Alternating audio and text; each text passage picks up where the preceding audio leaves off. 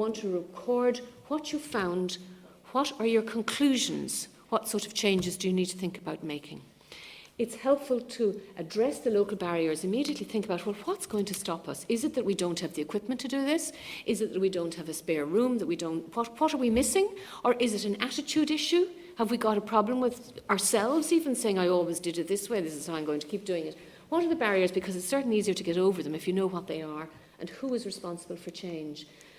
The College of Psychiatrists has a very nice little piece on audit on their website, and they have suggested this, and it's really a very helpful thing to use. You know, what's going to change, who's going to do it, how are we going to know when it happens, how do we know what to do, what are we to do, and when are we going to reassess, that sort of thing. That's a very helpful little template for you. And of course, record all that in your audit report.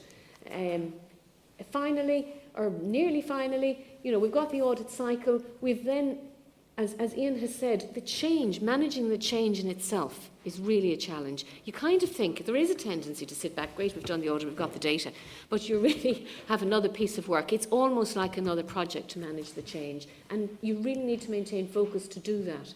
And then to hold on to that change. Again, Ian was talking about their wristbands.